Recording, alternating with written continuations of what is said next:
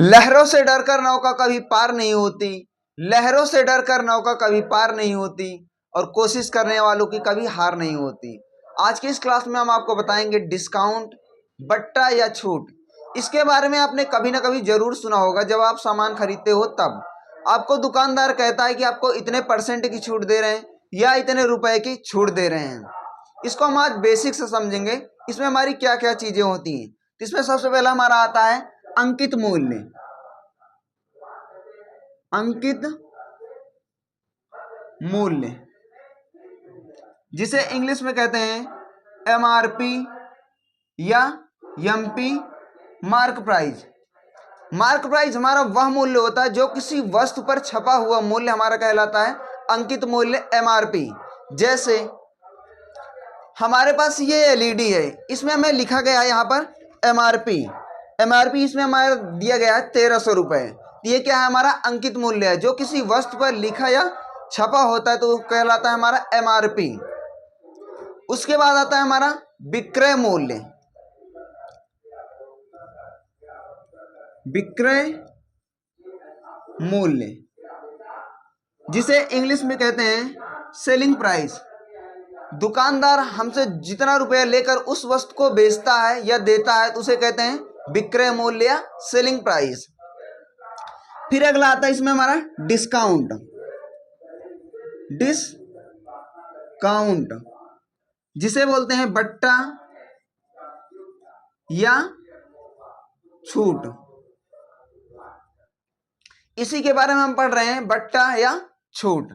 यहां पर हमारा हो गया अंकित मूल्य, विक्रय मूल्य। अब हम क्या देखेंगे? डिस्काउंट। अंकित मूल्य हमेशा ज्यादा होता है विक्रय मूल्य से, तो हम लिख सकते हैं एमआरपी हमेशा ज्यादा होगा सेलिंग प्राइस से। तो जो हमें छूट मिलता है वो अंकित मूल्य में जितना रुपया कम करके हम उस वस्तु को बेचते हैं व दुकानदार उस वस्तु को बेचता है तो उसे बोलते हैं छूट या डिस्काउंट। तो यहाँ पर हम डिस्काउंट का फार्मूला लिख सकते हैं, डी बराबर MRP minus SP selling price. तब हमारा निकलता है डिस्काउंट। जितना रुपया हम अंकित मूल्य में कम करके बेचते हैं वही हमारा क्या कहलाता है? डिस्काउंट या छूट कहलाता है। इसका यही फार्मूला होता है, डिस्काउंट बराबर एमआरपी माइनस सेलिंग प्राइस।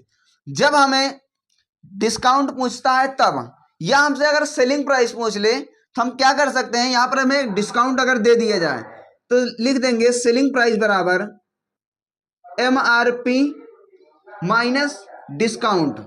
हम सेलिंग प्राइस हमारा तब निकलेगा जब जितना हमें दिया गया मार्क प्राइस में से हम डिस्काउंट को माइनस कर देंगे, हमारा निकल जाएगा सेलिंग प्राइस। ये तो हमारा हो गया कि जितना हमें रुपया में दिया गया। अब इसे परसेंटेज में हम कैसे ज्ञात कर सकते हैं हमें कितने परसेंटेज की छूट मिल रही है? तो इसको परसेंटेज में छूट मिलने के लिए यहाँ पर हमें सबसे पहले हम समझेंगे अंकित मूल्य को। अंकित मूल्य हमारा वह मूल्य होता है जो किसी वस्तु पर लिखा या छपा होता है। उसको हम कोई दुकानदार उसे बदल नहीं सकता। वह जो कंपनी से छपा हुआ मूल्य होता है वह वही कंपनी बदल सकती है कि हम इसका अंकित मूल्य कितना रखें। तो हम इस अंकित मूल्य को मानते हैं हमेशा 100%। इसको हम मान लेते हैं हमेशा 100%। यह मूल्य हमारा बदलता नहीं है। यह मूल्य हमारा तभी बदलेगा जब हमारा कंपनी का जो लेवल होता है वह बदलेगी, तभी यह मूल्य बदलेगा, नहीं तो नहीं बदलेगा। जो हम डिस्काउंट निकालेंगे हमेशा अंकित मूल्य पर निकालेंगे, एमआरपी पर निकालेंगे। ये तो हमारा हो गया। डिस्काउंट ऐसे निकलेगा जब हमें रुपया में चाहिए। अगर हमें डिस्काउंट परसेंटेज में चाहिए तब हम क्या करेंगे? जितने रुपए का हमें डिस्काउंट मिल रहा है हम उसको ऊपर रखेंगे। यहाँ पर हम लिख सकते हैं MRP minus selling price. Discount का हमारा यही फार्मूला होता है। तो जो हमारा 100% होता है हमेशा डिस्काउंट हम अंकित मूल्य पर ही निकालते हैं, क्योंकि हमारा अंकित मूल्य हमेशा 100% होता है, वो कभी बदलता नहीं है। इसलिए हम उसको क्या मानते हैं? 100% मान लेते हैं। यहाँ पर हम एमआरपी को नीचे रखेंगे गुणे 100, ये बन जाएगा हमारा परसेंटेज में। जब हमें डिस्काउंट परसेंटेज में पूछा जाए तो हमारा डिस्काउंट का फार्मूला होता है एमआरपी माइनस सेलिंग प्राइस। इसको माइनस करेंगे तो हमारा क्या निकल जाएगा? रुपया में कितने रुपए का हमें डिस्काउंट मिल रहा है, तो उसको हम ऊपर रखेंगे बटे एमआरपी गुणे 100%। ये हमारा हो गया डिस्काउंट। जब हमें डिस्काउंट परसेंटेज में पूछा जाएगा तब। अगर हमें पैसे में पूछा जाएगा डिस्काउंट तो हमारा एमआरपी माइनस सेलिंग प्राइस, क्योंकि एमआरपी हमेशा ज्यादा होता है सेलिंग प्राइस से।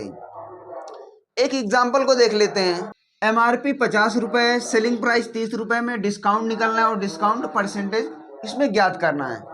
तो जो हमारा फार्मूला डिस्काउंट का होता है, डिस्काउंट निकालने का, डिस्काउंट बराबर MRP माइनस सेलिंग प्राइस, बस इसमें मान रख देंगे, हमारा आंसर निकल जाएगा। तो हमें दिया गया MRP 50 रुपये, डिस्काउंट सेलिंग प्राइस दिया गया है 30 रुपये, तो घटाएंगे यहाँ पर आ जाएगा हमारा 20 रुपये। जो हमारा डिस्काउंट निकला वो 20 रुपये निकला। फिर अगला कह रहा है डिस्काउंट परसेंटेज निकालना है, डिस्काउंट परसेंटेज निकालना है। तो हमें जितने रुपए के छूट मिल रहा है हम उसको क्या रखेंगे, ऊपर रखेंगे, उसको हम ऊपर रख देंगे।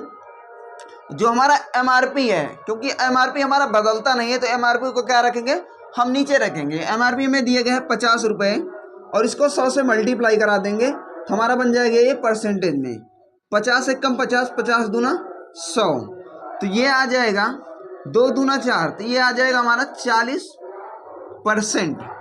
बाकी इस क्लास में यहीं तक। Thank you.